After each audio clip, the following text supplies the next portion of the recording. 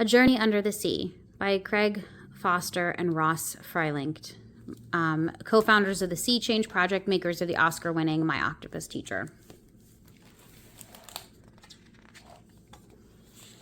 A Journey Under the Sea. Come visit one of the most magical places on Earth. Float up to the clouds and let them carry you south. Fly high over snowy mountains and misty green jungles. And when at last the land meets the ocean, you will have arrived. You will be at the tip of South Africa, where we all began. Dive into the clear, cold water and you will find yourself in a forest of liquid light. You will relax and explore. The sea holds you safe in a salty embrace. Below the surface, the sea forest is alive with curious creatures. In a whirl of bubbles, a friendly seal pup arrives. He was born on a nearby island and has grown strong on his mother's warm milk. Now he is on an adventure to find food all on his own. Come on, the pup seems to say. Swim deeper and see what adventures you can find. This shy rockfish is so small she can fit into the palm of your hand. Let her know she is safe and you can play a game of hide and seek for a while. Swimming farther along reveals more surprises. What's this? Come closer, but ever so slowly so you don't scare her away. An ocean magician is trying to hide by gathering fronds to cover her face. And now she has wrapped herself in an armor of shells and stones. The clever creature is using tools to protect herself. Suddenly, a swirling cloud of black ink appears.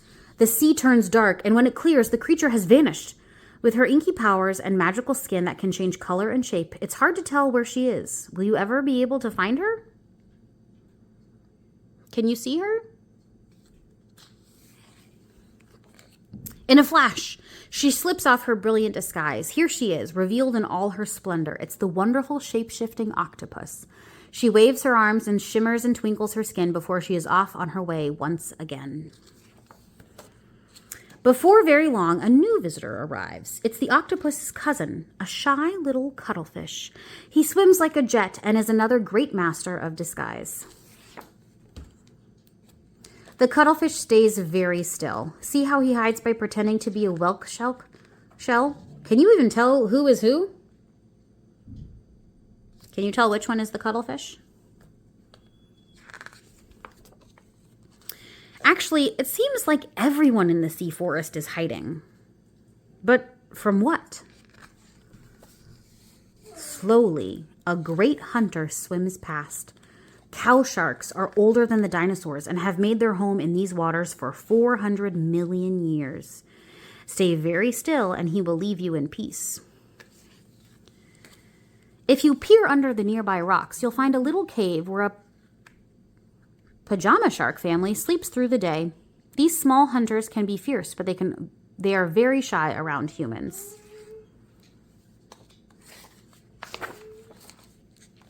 If one wakes up, look into his eyes. Stare a while, and maybe you will see an alien galaxy blazing in the deepest reaches of space. The shark won't stay awake long, so enjoy the view, and then let him dream on. What's that yellow spaghetti doing so close to the shark's cave? These thousands of eggs belong to the green mother, sea hare. She is squidgy and soft, but she's poisonous if eaten and is luckily safe from the sharks. It's almost time to start swimming back up from the deep, but before you go, millions of tiny helmet snails' eggs drift past. While they may be some of the smallest creatures of the sea, each little snail might one day become part of the biggest of whales. Part of a whale? How can this be?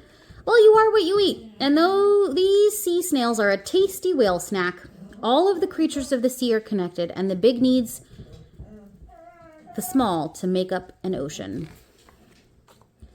It's getting late, and your journey under the sea must soon end. Luckily, the dolphins have come to guide you back home. Remember the wild, hold it safe in your heart, and return any time the wind and the waves whisper your name. That's the end of our story. I'm going to go on and read this note from the authors. We grew up in the ocean at the tip of Africa. Our houses were so close to the sea we could hear the whales singing on windless summer nights.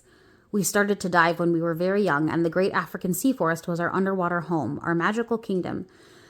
Her animals were our wild kin and our childhood inspiration.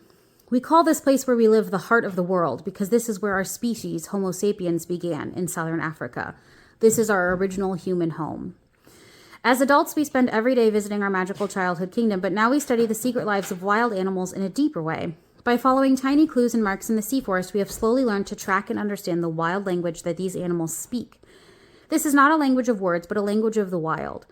It is the oldest language on earth and something our ancient ancestors knew well. Through this practice, we've discovered a world that is even more fantastical than our greatest childhood dreams and fictions. But the strangest thing of all is that this world is totally real. Each day we see the wild animals thrive, and in that cold and enchanted underwater forest, we find a great sense of joy and peace. Despite the intense pressures on our planet, this wild African place at the edge of the earth gives us hope. It's our joy to share a slice of this wonderful world with you. May you get a chance to enjoy being in the water soon. And at the end of this book, if you come look at it in the library, there are bits of information about every picture in the book, because the authors of this book took every single picture in this book. So there you have it. A Journey Under the Sea.